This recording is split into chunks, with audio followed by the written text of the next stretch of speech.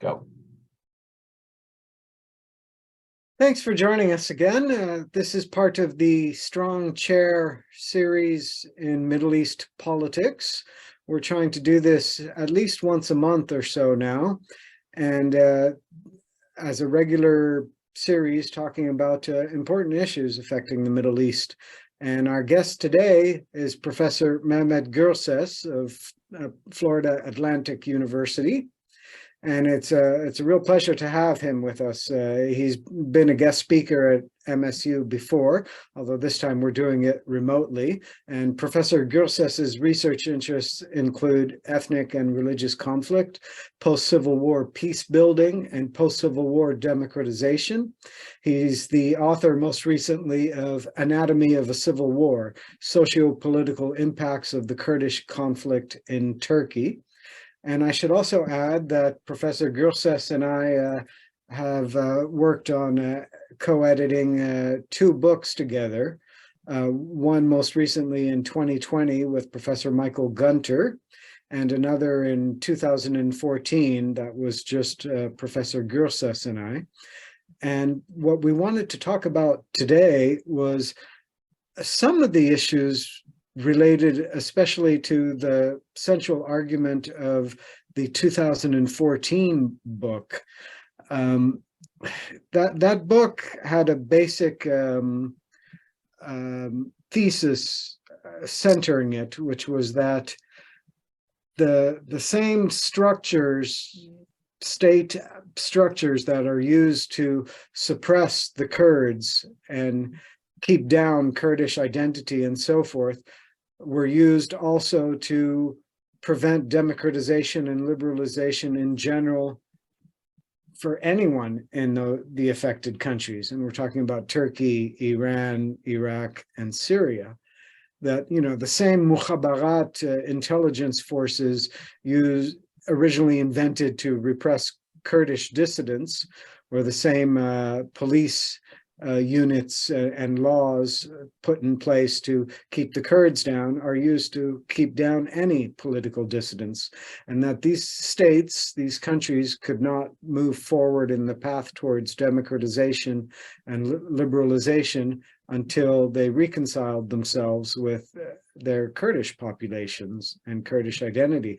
And we started working on this before the Arab Spring even emerged. And since then, it kind of seems like the arguments in the book have become even more central to the malaise that's afflicting the Middle East. So we wanted to invite Professor Gurses to join us today to talk a bit more about these issues. So thank you for joining us, Professor Gurses. Thank you, David. Thank you for having me. I thought I might start us off by asking about democratization in general. I'm not sure our 2014 book did as good a job as it could have on the definition of democracy before we went into our arguments. And so I wanted to ask you about a robust definition for democracy that we could use as a sort of working definition for the MENA region, the Middle East, North Africa. Yeah, I mean, when it comes to democracy, democracy is probably one of the most misused and one of the most abused terms. And I agree with you that in our 2014 book, Conflict, Democratization, and the Kurds in the Middle East, the title of the book, we could have done a better job defining what we meant by democracy and how the Kurds can, in so many different ways, contribute to adding to democratization in the four Middle Eastern countries that they reside, that is Turkey, Iran, Iraq, and Syria. So one of the issues that I think we have to discuss here, that democracy as we define it, the conceptual definition of democracy, and democracy as we practice it, or how we operationalize, how we measure democracy, we need to separate this from one another in order to move forward. If we were to boil down democracy to a choice between Pepsi versus Coca-Cola, then we have a problem. Or black beans versus white beans, then we have a problem. Now, every once in a while, when people talk about, okay, are people losing interest in the merits and the value of democracy? In my opinion, no. People are not losing interest in democracy as it needs to be defined and practiced. We are losing interest and faith in democracy as we practice it. The actual those definitions, like we might add the definition of democracy as three wolves and a sheep voting for what's for dinner. It can't be that either.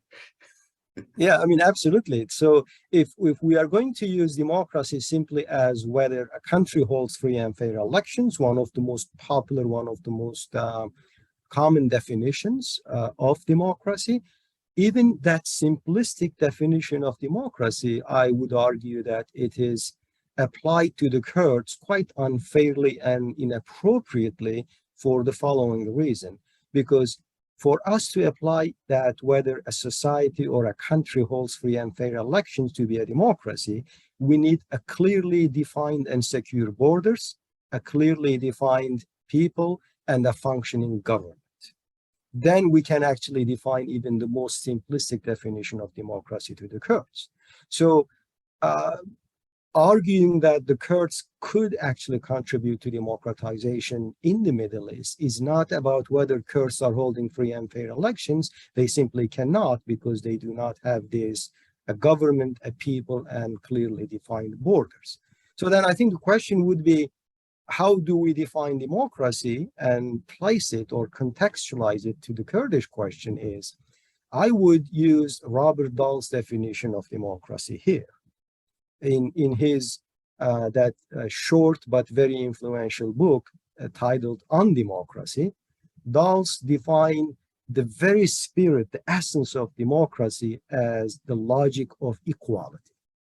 Mm-hmm. So I think if we build on that logic of equality, equality between believers and non-believers, equality between Muslims and non-Muslims, equality between men and women, then I think the Kurdish struggle in all different parts of Kurdish geography does have a lot to say in terms of how do we contribute to this improving and strengthening that logic of equality. I think the essence of democracy would be, how do we add to the logic of democracy? And then we can talk about, okay, how does that logic of democracy, logic of equality, can be manifested or can be observed in different contexts? Now, when we're talking about a logic of equality, are we talking about equality between individuals or groups and their identities as well? I mean, Dahl's definition is quite general, and when he talks about the logic of equality, it's not about intrinsic equality. Mm-hmm. Some of us are different. We all have different qualities. Some of us may have more education than some others. Some may have much more income than some others. That equality refers to political equality, meaning that every member of the community, regardless of the race, gender, religious affiliation, they each have an equal chance to participate in their communal affairs. That is how the logic of equality should be understood. Sure, but I'm thinking of the discourse of a lot of the states that contain a significant Kurdish minority, and they always say everyone in this country is equal. They have but what they really mean is they all have an equal right to speak Turkish and no other language, or to speak Arabic or Persian. Yes. And no other language. They have an equal right to revere the symbols of one ethnocracy and not another ethnic group. Just today, the news out of Turkey is that they're launching legal proceedings against 10 or 11 members of the Democratic People's Party, the HDP, for mentioning the Armenian genocide in a speech, citing Article 301 of the Turkish Penal Code against insulting Turkishness. And they apparently by saying that a genocide of the Armenian population of Turkey occurred, especially around the time of 1915, this is an insult to Turkishness and against the law. And they might reply that everyone's equal in having to obey the laws, right? So I guess I'm pushing back. Yes, no, I mean, I think we also, obviously, from the dominant Turkish, Arab, or Persian perspective, they would clearly argue, and they are making that argument, that the Kurds are treated as equals. How can you be treated as equals where you are not even, where your identity, your existence is denied, when you cannot teach and speak your language? How can you be an equal when, if you are a non-practicing Muslim, or if you are a non-Muslim in the Middle East, whether it is in the Kurdish geography or elsewhere, if you don't have the freedom to change your faith, to become a non-practicing Muslim, or to leave Islam as a faith, that runs counter to the logic of equality, because that logic of equality forces us to treat, and I think when it comes to the Middle East, the gender equality and religious equality are the two main pillars that they are either violated, therefore weakens democratic culture and values, or if any political movement are pushing for equality between Muslims and non-Muslims, equality between men and women, whether they hold free and fair elections or whether they are able to hold free and fair elections aside, that is a significant contribution to laying the groundwork for democracy to flourish and emerge. Okay, so what Robert Dahl refers to as the logic of equality, so some other authors writing about democracy and its definition, I'm thinking of like Larry Diamond around 2004 or 2005, might call civil liberties that are necessary prerequisites for democracy to function. Would you agree with that? Of course I would. It is just I'm not sure if when we talk about the Kurds or Kurdish potential contribution to democratization, when the Kurds are fighting to make a claim for their very existence, when the Kurds are busy fighting to defend their borders against either the Islamic State or the Iranian or the Turkish incursion into their lands, I'm not really sure if that would be a fair application of democracy to the Kurds. So that when I think of democracy in these different parts of the Kurdish geography, I mean, of the four parts, Kurdistan regional government in Iraqi Kurdistan is clearly the one that is the only one that has been recognized as a political entity, as an autonomous region. And when you look at all the deficiencies of democracy, there are problems with the way the Kurdistan regional government holds free and fair elections. There are problems with freedom of expression, freedom of press. All these are serious accusations, serious problem, and I'm not dismissing the importance of this. But nonetheless, the Kurdistan regional government focuses on a Kurdistani identity, not necessarily a Kurdish identity. By focusing on a Kurdistani identity, you are actually making room for non-Kurds as well as non-Muslims in that enclave of Iraq. If Kurdistan regional government has become arguably the safest place for non-Muslims, for Christians, and for instance, for Yazidis, I think that tells us a lot about whether the Kurdish contribution is a meaningful contribution to democracy, despite the problems with the way the Kurds practice their own democracy. Okay, I think we went forward into some examples, maybe quicker than I was ready. I still wanted to talk about the definitions of democracy, but let's do it with the example. Um, um, with the Kurdistan regional government, we know we have some problems with the application of the rule of law, the independence of the judiciary, and matters related to that. But as you just pointed out, we have some of the prerequisites in place in a way that they're not in place in other countries or regions of the MENA area.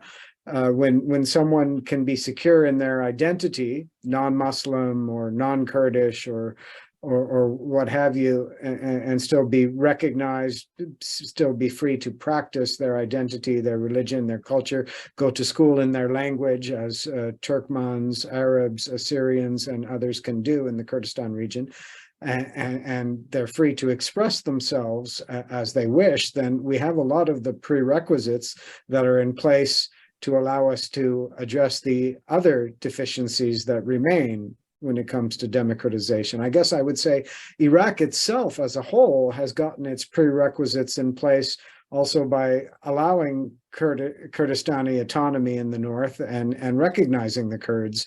Now it can start working on other problems now that that fundamental one is done, and they've recognized Kurds, Turkmens, and others. Doesn't mean Iraqi democracy on the whole is flourishing. We know that it's stuck in various sectarian ruts and corruption and so forth. But with that recognition, would you say that we have a better basis from which to move forwards?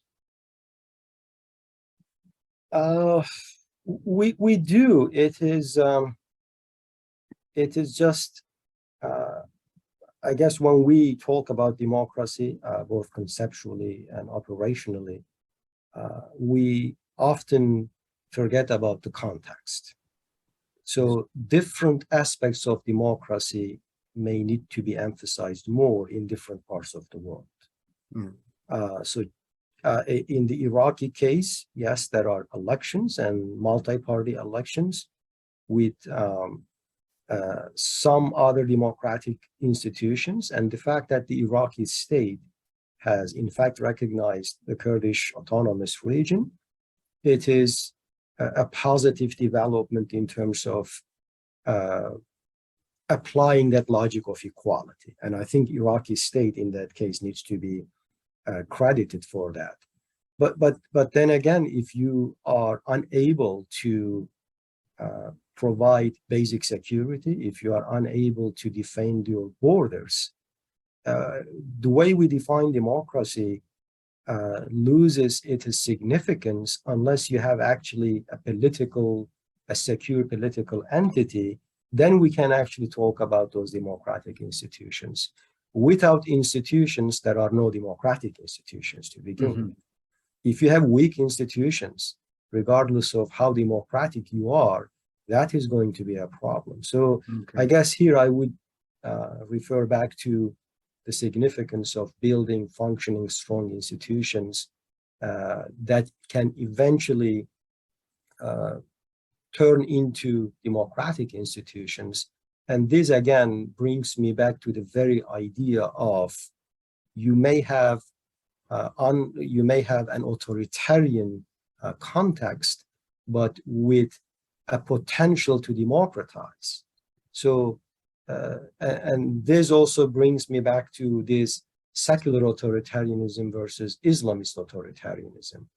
So those semi-secular authoritarianism does have a potential to democratize, whereas Islamist authoritarianism works the other way around to erode that logic of equality. So I guess going back to, I hope I answered your question, but I would go back to the very idea of the context truly matters here. So the definition you provided earlier, yes, those definitions are wonderful, useful definitions. say in American context, in Canadian context, but I'm not sure if we can just export those definitions to understand the prospects for democracy in a place like Iran. Okay. What if we took like one kind of catch-all definition that people have advanced for democracy that's meant to be more applicable is the ability to affect the public policies that impact your life?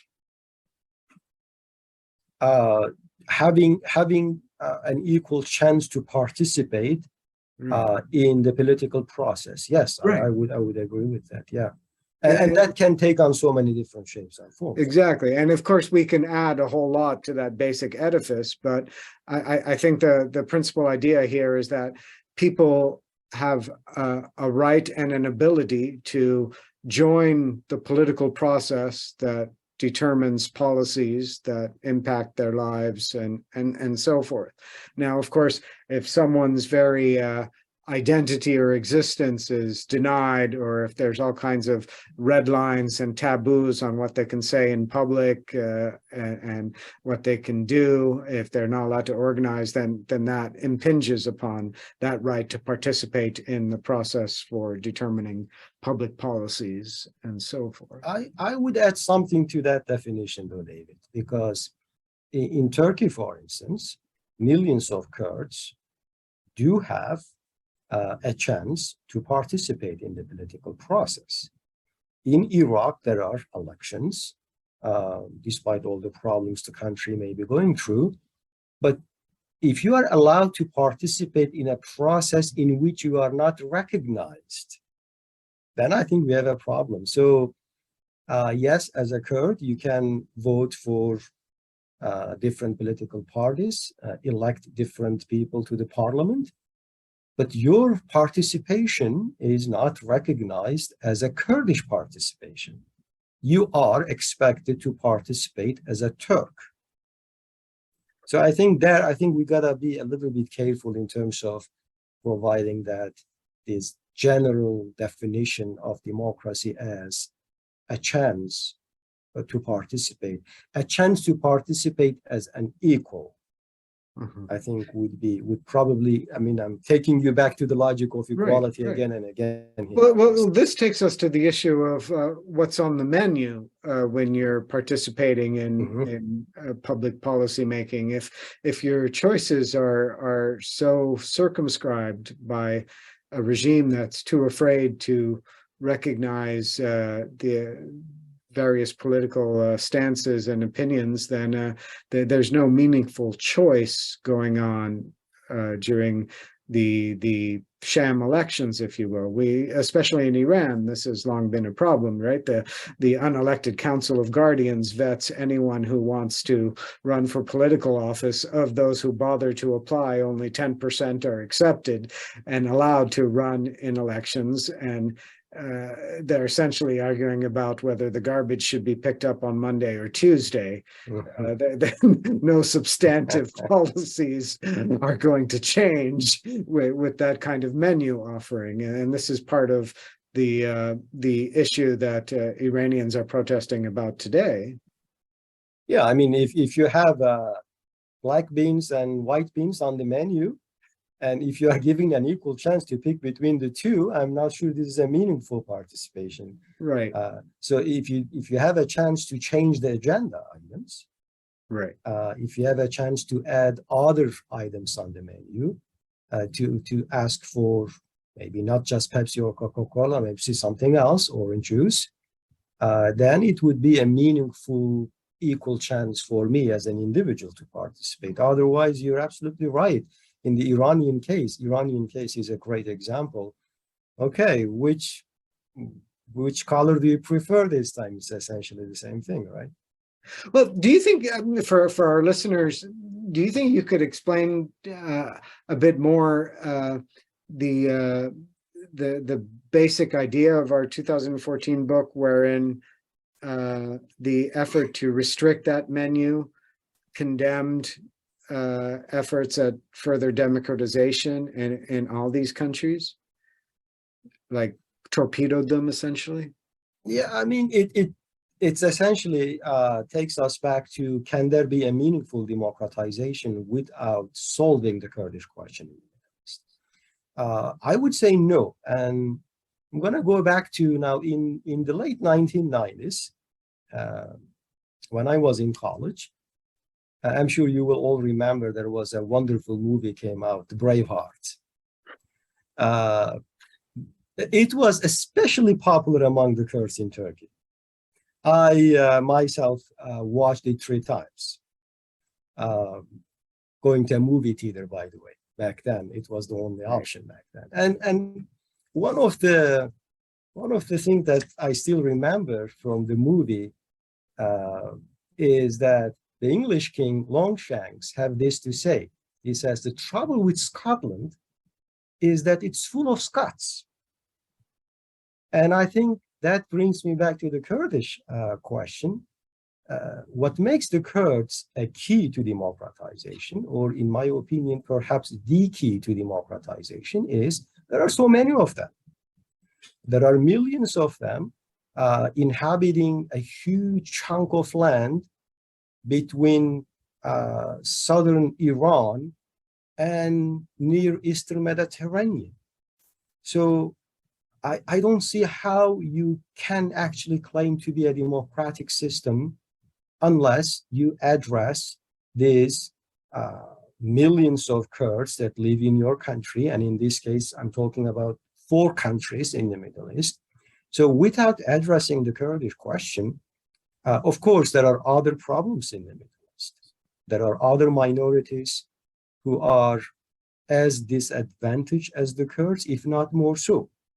But what makes the Kurds a significant player here, as I said, there are so many of them, and no matter what Turkey, Iran, Iraq, and Syria does, you can carve out a little bit, one city from here, one town from there. The leftover or Kurdish geography is still large enough, and there are still millions of Kurds who could either help you democratize or turn the country into a war zone. So no, I mean, without addressing the Kurdish issue, without putting that on the menu, democracy for the Kurds is not, of course, it is important that we want the Kurds to be treated as equals, but treating the Kurds as equal will clearly pave the way for an equal treatment of much smaller minorities that we tend to not talk about as often as we should. So there are Yazidis, there are religious minorities, there are other smaller ethno-linguistic minorities in all of these countries. If the Kurds fail as the largest group with a huge capacity, I think all other small minorities will suffer even more than they are today. I think it's really good and important to point out those linkages. And in fact, the example I used as we started about the HDP party members in Turkey being prosecuted for talking about the Armenian genocide, this was an example of a pro-Kurdish party that's not only Kurdish, but still is overwhelmingly Kurdish, talking about the discrimination that another minority faced, that of Christians and Armenians and other Christians in Turkey, and being concerned about an accurate historical accounting for the traumas that this group went through.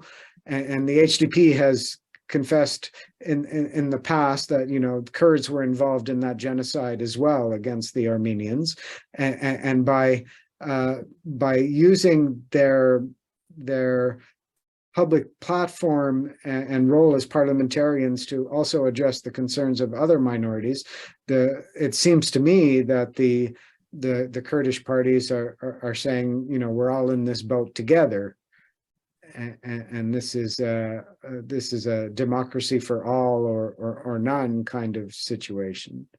Now, one of the mayors in Diyarbakir, for instance, Sur mayor, he initiated this project of municipality in multiple languages. That is in Turkish, Kurdish, Armenian, Assyrian, and Arabic. And I believe he was prosecuted for doing that. And I think a better application of the Kurdish political movement's ideology would be to look at northern Syria under the Syrian Democratic Forces. Practically, there are 3 official languages in about 25 to 30% of Syria, that is Kurdish, Arabic, and Assyrian. Now, Assyrians and Armenians, for instance, are among those much smaller ethno-linguistic or ethno-religious minorities that I was referring to. And the fact that the Kurds are pushing for not necessarily equality for the Kurds, we can easily observe that they are allowing Assyrian language to come to life again, which if that fails, I'm not sure, I hope I am wrong, but 20 years, 30 years from now, Assyrian language may disappear because only a small minority of people are still speaking or using that language. But for the Kurds, it's not really that grave of a danger, because even if half of the Kurds are assimilated into Arabic, Turkish, or Persian languages or cultures, the leftover of the Kurds, then going back to the Scotland example, there are so many of them. I mean, if you assimilate half of 40 million, you are still left with 20 million, which is a significant number to move on and to perhaps wait for another chance to come back. Yeah, it's also Yazidis or other smaller religious minorities. They really do not stand a realistic chance on their own. And if the Kurds fails, they clearly will disappear from the region, which is something none of us would like to see. Well, I've had it told to me by Kurdistan Regional Government of Iraq officials that they haven't designated an official language of the Kurdistan region of Iraq because after all these years of having Kurdish suppressed, they're not about to choose the Sorani dialect of Kurdish over Kurmanji, or either Kurdish over Assyrian, over Turkmen, over Arabic, or over others, that they don't want to engage in that kind of monolinguistic policy that Kurds suffered under for so long. So that seems to be a trend we see amongst all the Kurdish movements and all the Kurdistans of respecting other languages and leaving room for multiple identities in the process. I think we should also highlight that some of the motivations for Kurds doing this is tactical. The Kurds clearly would like to promote themselves as the guardian of equality and democracy because they need Western support in their fights against different states and groups. That I understand. I wouldn't say that the Kurds have internalized the logic of equality. Obviously, the Kurds have their own problems. But I think we have sufficient evidence that indicates Kurdish political movements in all different parts of Kurdish geography are sufficiently secular, and they are sufficiently pro-democracy and pro-Western. And I think this is a great start because the alternative would be, just imagine about the size of the Kurdish territories from Iran to Mediterranean Sea, Eastern Mediterranean, right? If the Kurdish political movements in Iraqi Kurdistan, in Syria, in Turkey, or Iran, if they were Islamist or religious movements, then I think it would have given a huge boost to political Islam, because we are not talking about a small group of people. We are talking about a huge chunk of land with nearly 30 to 40 million people. So the Kurdish political movement, despite all of their imperfections, their problems, their internal fightings, they, I think, do contribute to the very essence of the culture of democracy in so many different ways. But I'm not sure if we can actually measure those contributions by using these the institutional aspect of democracy. Okay, do they have multiple political parties? How about the freedom of expression, the freedom of press? I mean, when people apply these to, for instance, Rojava or the Syrian Democratic Forces-led Syrian Kurdish territories, I mean, I'm not sure if it's a fair question here. They do have their own problems, but I'm not sure how can you hold free and fair elections when you are attacked on all sides. So it's just the logistical aspect of practicing democracy are not quite there in the Kurdish case. Whether they will actually stay as democratic as they are today, like 10 years, 20 years from now, when they feel more comfortable politically, we will have to wait and see. But available evidence tells us that they are pushing for the logic of equality, not just for the Kurds, for everyone else as well. Yeah, northern Syria, the cantons or Rojava is an interesting situation because politically they don't seem very democratic or tolerant at all. No other political parties are kind of allowed to run in the elections, but in terms of accepting whatever ethnic or religious group is there and letting them be who they are, you know, it's turned out to be a refuge for Armenians, Chaldeans, Yazidis, Turkmen are fine there, secular Arabs, religious Arabs. As long as they don't field a competing political party, all these groups are allowed to have education in their language. They're not targeted for who they are. So there's an interesting complexity that seems to be playing out in a context like Rojava and as well as Bashur in Iraqi Kurdistan. I mean, well, when I look at the situation in, especially in Rojava, in the administration in northern East Syria, I keep thinking about the concept of inclusive authoritarianism. It is not entirely a democratic political system in the way that we are accustomed to, meaning that some political parties are not necessarily free or allowed to participate in the political process.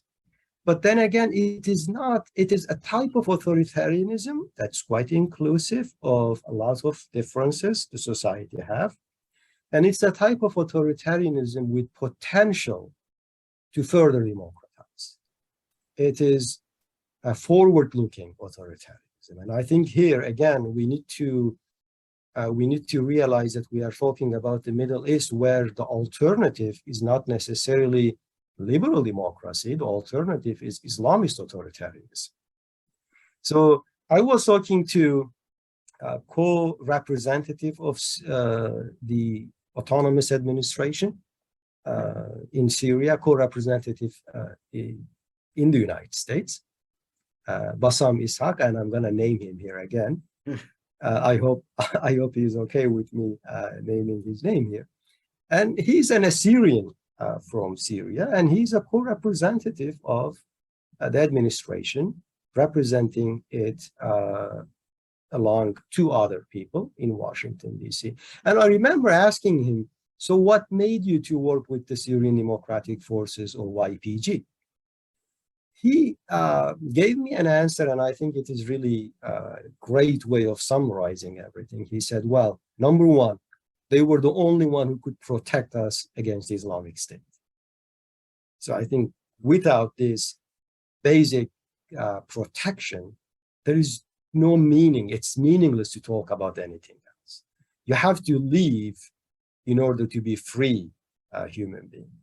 And he said the second one, not only they were able to protect us, like physically protect us, because otherwise the Islamic State, remember, in the early days, they were just destroying anything that's before that.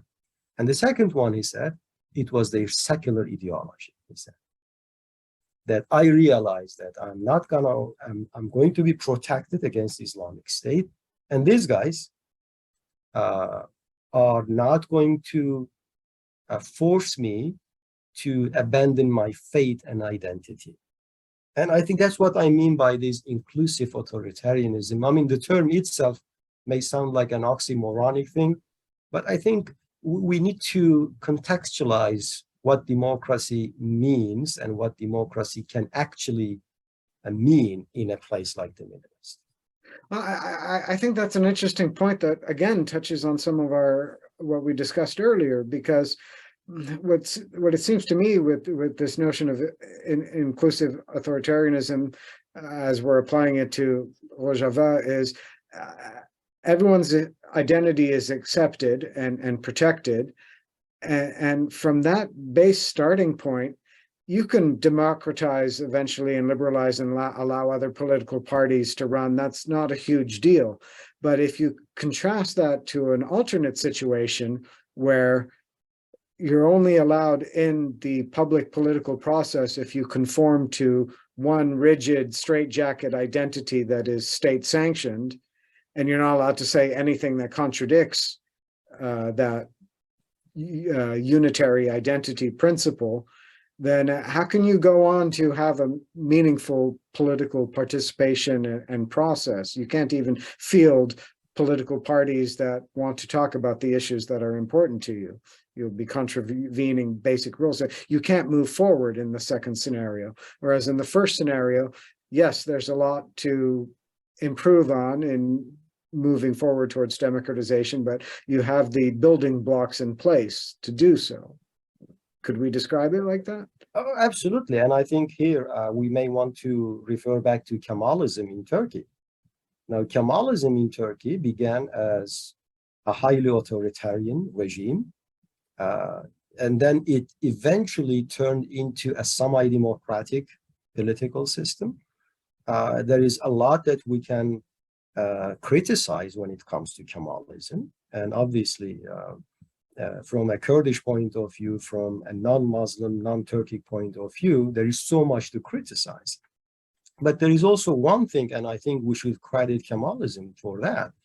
Kemalism began as a forward-looking modernization project, not necessarily a democratization project, but that forward-looking modernization project eventually evolved into something that was, I would say, much more democratic than Turkey is now. Mm-hmm.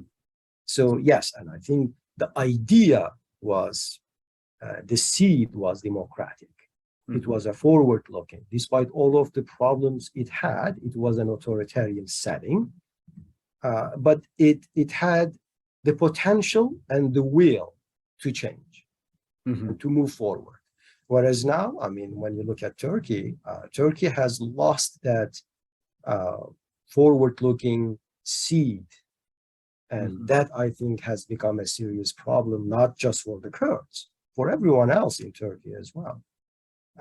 It has become more of like an arbitrary system where you no longer have a template or a framework. That arbitrariness, it has become like the most defining characteristic of Turkey as of today. So, yeah, I mean, in the Rojava case, that inclusive authoritarianism, I think, has some resemblance to certain authoritarianism of the past century. Mm-hmm. But the fact that it is taking place 100 years later in a very different socio-political environment makes it even potentially much more democratic than the previous versions of the past century. I can accept that Kemalism in the context of the 1920s and 30s was progressive. We have to remember what those decades were like.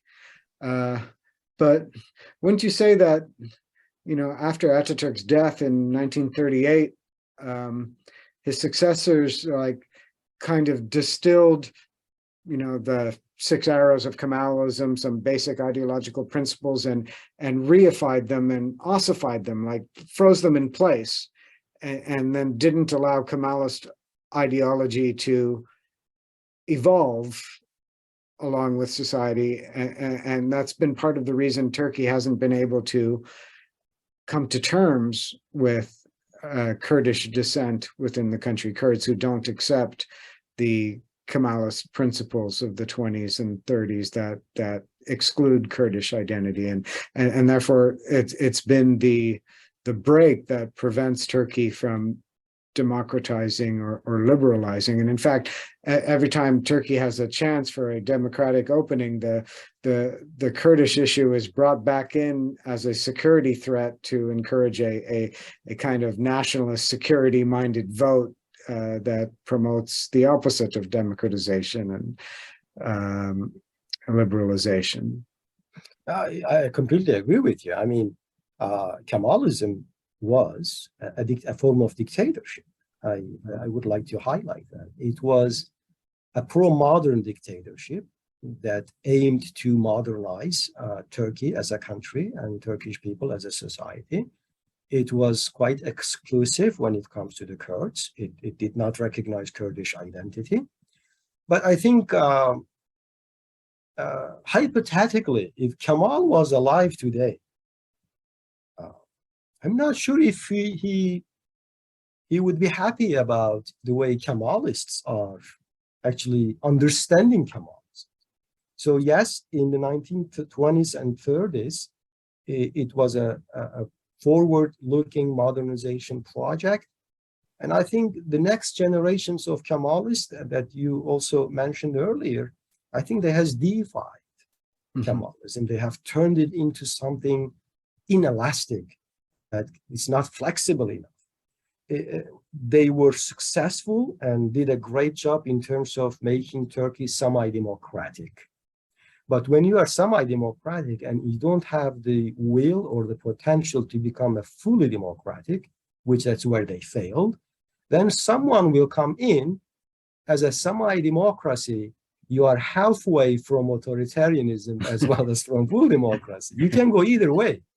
The problem with Kemalists, not Kemal himself, I should say, after 1950s, after 1980s, instead of moving towards full democracy, where that way they could have addressed the Kurdish question as well, they were stuck in being a semi-democratic system, and then someone just took that semi-democracy back to dictatorship, a different and perhaps a darker form of dictatorship. Right. Well, I wanted to get, I didn't address it earlier, but a couple of times you mentioned the Islamist alternative. And I'm wondering if you can say a bit more about that.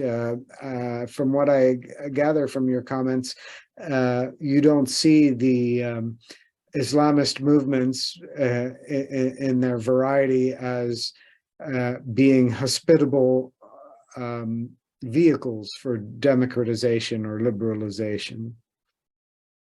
Yeah, I mean, David, if I may, I would like to say a few things about this democracy, and it also has a lot to do with Islamism as well.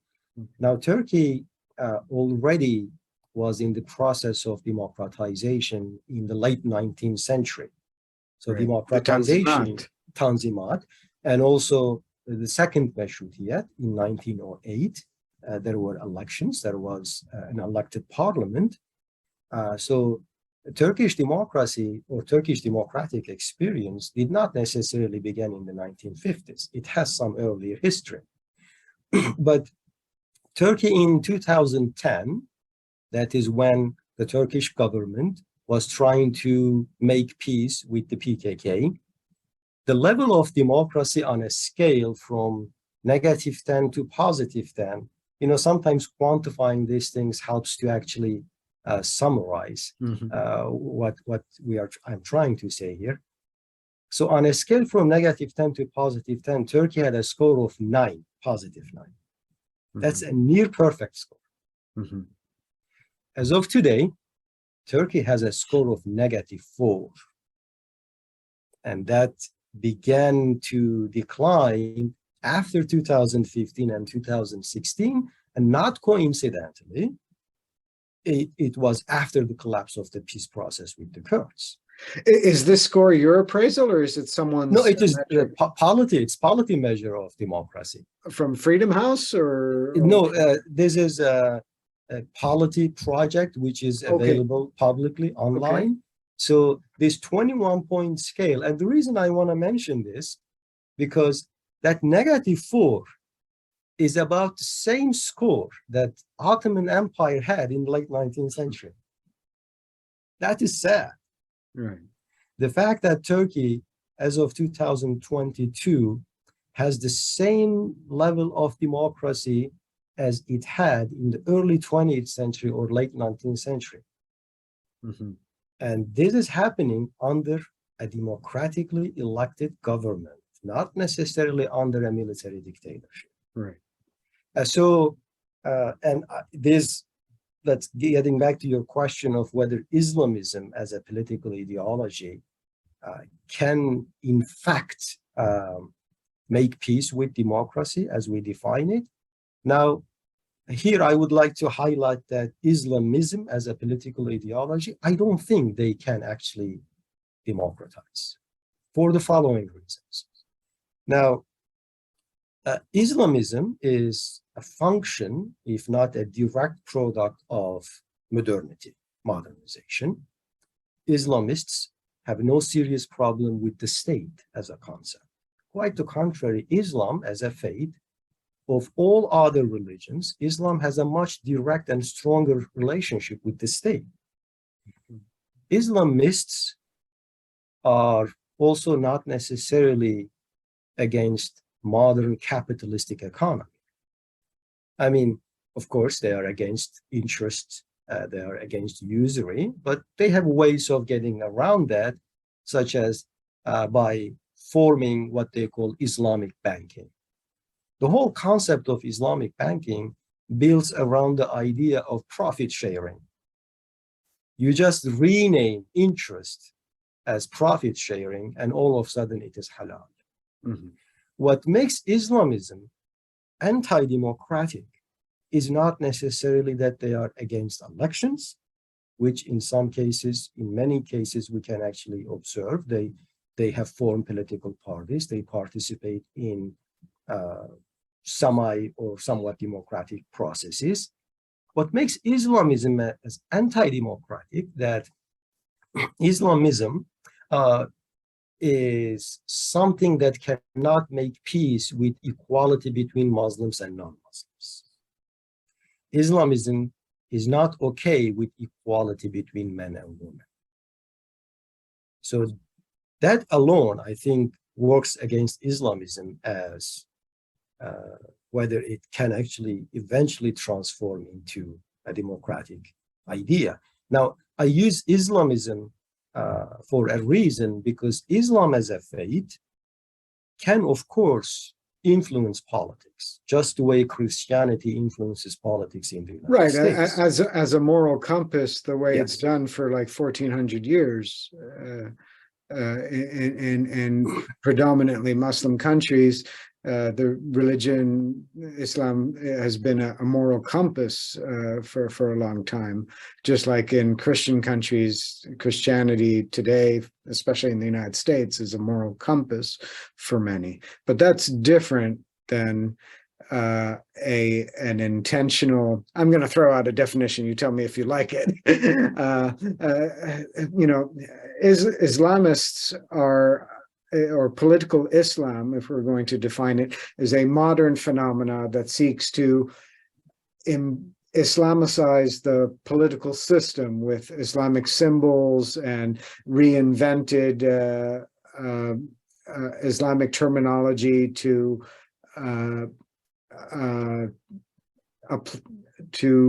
permeate the politics with this kind of reinvented and appropriated form of Islam. So someone can be, it's not a statement about how devout someone is. Someone could be the most devout Muslim in the world, but not want to insert their Islam into the political system the way an Islamist does.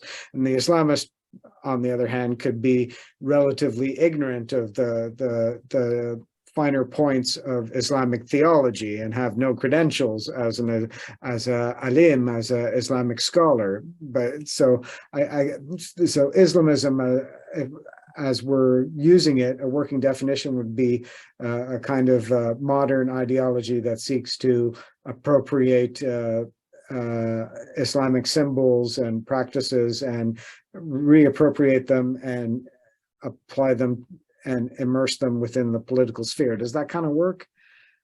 It does, and I think it also helps us to compare and contrast what we referred to earlier as inclusive authoritarianism. Islamism is exclusive authoritarianism. And that is why it is anti-democratic as a political ideology. Again, Islam in so many different ways and forms can and should influence and inform politics. That's, I think, expected, and it's perfectly normal. But Islamism as an exclusive form of authoritarianism, that's what separates that form of authoritarianism from what's taking place in a place like North and Eastern Syria. So the inclusive authoritarianism, the way I define it, is flexible enough to transform into what we call it a democratic political system.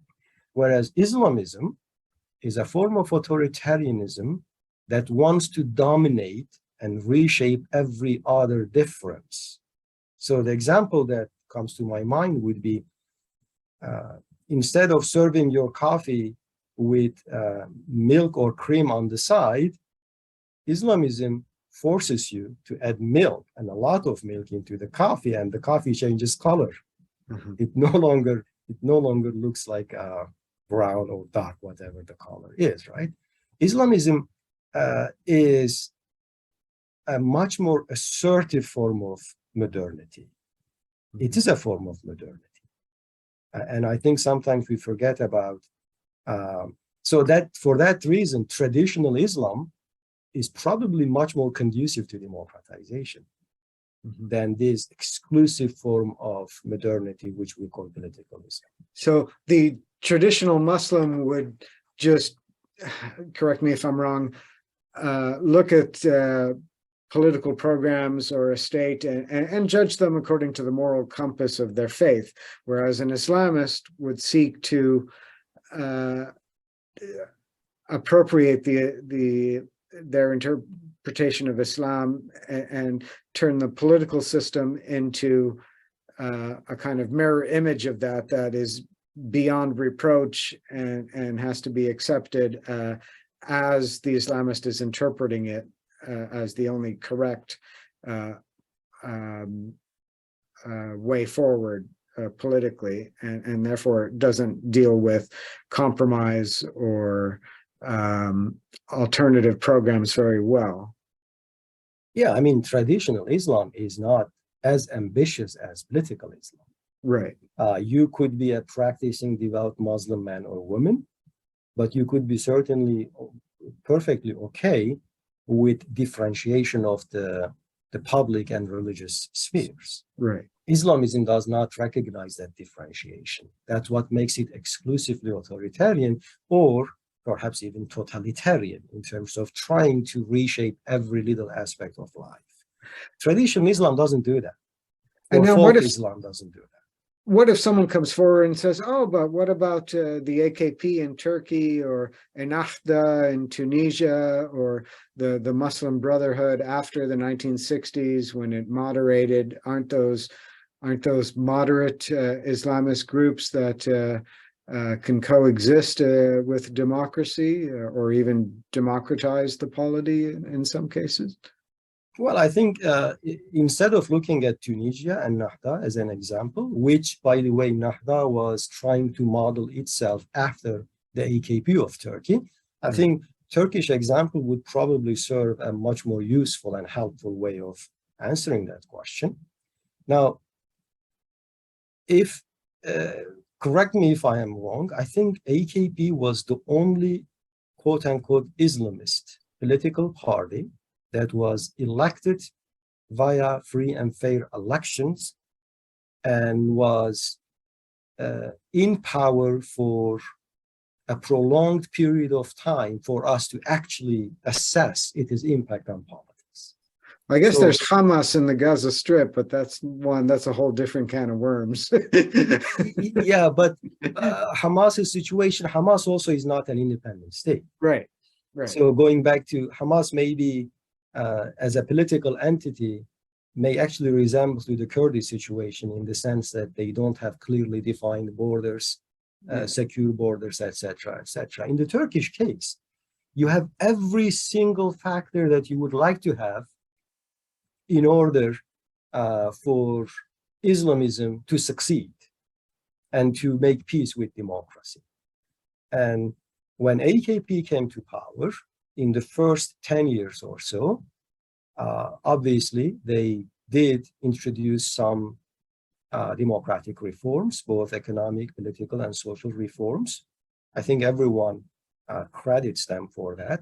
But the fact that after 20 years of being in power, if your level of democracy is the same as the early 20th century Ottoman Empire, if your level of democracy is about the same as the level of democracy in the early 1980s, that is after the most brutal and violent military intervention in Turkey, it was -5 in early 1980s under the military dictatorship, the most violent and the most brutal military intervention in Turkish history. Now Turkey has a -4 as a score for democracy. So I think the Turkish experience clearly tells us that Islamism as a political ideology, again, not Islam, but Islamism as an exclusive form of ideology. And what's happening in Turkey, I think it is clearly illustrating that that political ideology wants to dominate every aspect of life. They are not going to allow you to be in certain ways. So they want to reshape economic life. They want to reshape social life. The differentiation between the individual, the private and the public life is disappearing very quickly. And that, I think, is also runs against the very logic of equality that we talked about earlier. Okay, well, we don't have as much time as we might like, so I wonder if you could now explain how the Kurds have not proven especially hospitable ground for the Islamist movements. Now, the vast majority of Kurds are Muslim, of course, Sunni Muslim mostly, yet, and they have produced some Islamist groups, but they've been minor. They've been fringe, like Ansar al-Islam or Jund al-Islam in Iraqi Kurdistan, and some volunteers to ISIS, but very few, relatively speaking. And the Kurdish political movements, the mainstream large ones, have all been non-Islamist. And you mentioned the Kurds as a kind of check on the spread of Islamism and its inhospitability towards democratization and liberalization. I'm wondering if you could explain that a bit further to kind of sum us up here. Now, that's a great question, David. And I think I would like to remind our listeners about one of the first things that the Islamic State Daesh did after they took over Mosul in 2014, I believe, yes, 13, 14, right? That they actually recorded a group of Daesh members stepping on the border post between Syria and Iraq. And they actually put it on YouTube. It is available on YouTube. And they also announced this. Now, this is the end of Sykes-Picot, they said, referring to the early origins of the creation of modern nation states after World War I, right? Islamism is also is not okay with the modern nation states based on ethnicity, language, unless it's based on common faith, the Muslim community, Ummah. Islamists wouldn't recognize that, in theory at least, right? as Islamists are trying to destroy those borders, the Kurds are fighting to erect them. And I think that is a bulwark against political Islam. Now, the Kurds have been busy fighting to make a case for Kurdish distinctiveness, not necessarily Islamic distinctiveness. And the fact that the Kurds are fighting for the recognition of Kurdishness as a separate identity, as a separate people, even in the most moderate and traditional form of Kurdishness, which is, I would classify Barzani-led Kurdishness as somewhat more traditional, a more nationalist form of Kurdishness. Even in Iraqi Kurdistan, they have been busy erecting borders between Muslim Kurds and Muslim Arabs. And this runs against the very idea of political Islam as they try to destroy those borders. When you move to Syria, Turkey, and Iran, especially in Syria and Turkey, under the influence of the Kurdish political movement in Turkey, they have even a much stronger political position against political Islam because of their political ideology. So the Kurdish struggle and Kurdish political movements in Iran, Iraq, Syria, and Turkey, in one form or another, actually are working as a bulwark against the spread of political Islam. If it wasn't for these political movements, I think political Islam would probably become an appealing option for millions of Kurds. Because, again, remember, we are talking about a huge chunk of land with millions of people not recognized as equals in any of these states. If it wasn't for the prevalence of Kurdish political movements, Islamism would not have been a fringe movement in Kurdish society.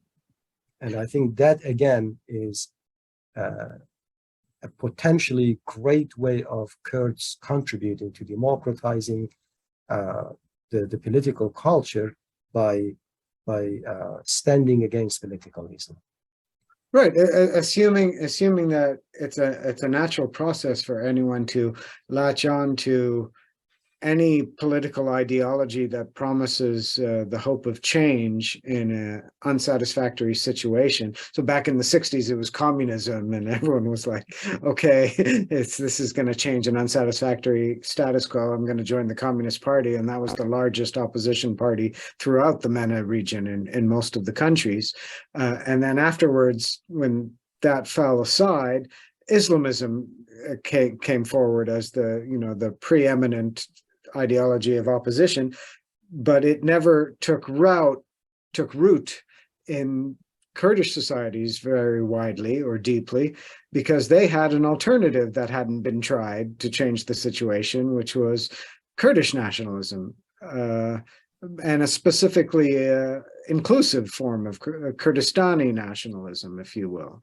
That they've been trying to pursue instead, which is, if I understand you correctly, you're saying is a boon to the region, because that's not antithetical to democratization and liberalization the way the Islamist ideologies are. I mean, think about if the Kurdish political movement, or the HDP in Turkey, was not the leading primary socio-political actor. I assume Kurdish Hezbollah would have been way more popular among the Kurds. Right. If Syrian Democratic Forces, or PYD in Syria, was not the leading Kurdish political movement, I assume Islamic State would have recruited a lot of Kurds. If the secular nationalist KDP and PUK were not the dominant groups in Iraqi Kurdistan, then Jund al-Islam or Al-Ansar, these are essentially Kurdish version of Al-Qaeda, right? Yeah. They clearly would have been much more popular. And the same is true for Iran, although in Iran, obviously, the Iranian Islamic Republic is a Shiite dominated and the Kurds are majority Sunni. Still, the Kurdish political movement in Iran is a highly secular nationalist movement it doesn't really leave much room for political Islam as a universal ideology. You're absolutely right. Islamism is a universal ideology, just like communism or socialism. If it wasn't for the strength of Kurdish political movements, I think millions of Kurds would have found Islamism as a universal identity and ideology quite appealing. Many Kurds have said to me that part of the reason for the lack of appeal of these Islamist movements was that for so long they were repressed as Kurds under the logic of Islam. They were given Islamic justifications for not being allowed to have autonomy as Kurds or so forth, and that we're all Muslim brothers. Like in Iran, after the overthrow of the Shah in '79, you know, the Kurds, along with many others like the Azeris and the Baluch and so forth, wanted autonomy for their regions within Iran. And Ayatollah Khomeini said, "Oh no, there's no room for differences of nation or ethnicity under Islam. We are all one community." Of course, in practice, this meant Shiite Persian domination over the others and only Persians allowed to be spoken. But it was done under the kind of rhetorical justification of Islamism. And also, you know, in Iraq, Saddam had you know, the genocide that he perpetrated against the Kurdish people in 1987-88. He named it after a verse in the Quran, the Anfal, the spoils of war. And in Turkey, under even pre-AKP governments, the idea was, you know, we're all Muslims, so you're equal. You're an equal Muslim Turk, and as a kind of reaction to that, the Kurdish population had a distaste for the Islamist symbolism and rhetoric that made Kurdish society an inhospitable terrain for these ideologies. It's a great point, David. I mean, I think, one of the few people I am in the minority who would argue that there is a significant secularization undergoing among the Kurds. And that secularization is quite subtle. It does not mean, and I do not mean to suggest, that Kurds are moving away from Islam, but Kurds are moving away clearly from politicized version of Islam, and Kurds are more so increasingly emphasizing their ethnic identity over their religious identity. And I think this, again, is, you are moving away from identifying with religion, although religion still is part of who you are. You may be even a practicing Muslim. There are millions of practicing Muslim Kurds in Turkey who actually vote for the Kurdish HDP. But nonetheless, they also are stood against Kurdish Hezbollah and Islamic State. It's a very interesting phenomenon. We've actually been speaking for almost an hour and 15 minutes on this issue. If the listeners are with us still at this point, maybe in the future we'll work in questions and answers, but you can also comment under the YouTube videos that we're going to post of this. And if we see your comments, and we can hopefully reply as well. Professor Jean Bajalan, who's here at MSU with me, is going to be posting this up there. And so we welcome feedback or issues you think that Professor Gurses and I may have omitted that you would like to see covered, and we'll be happy to consider them. Do you have something you want to say in conclusion to sum this up for us, Mehmet?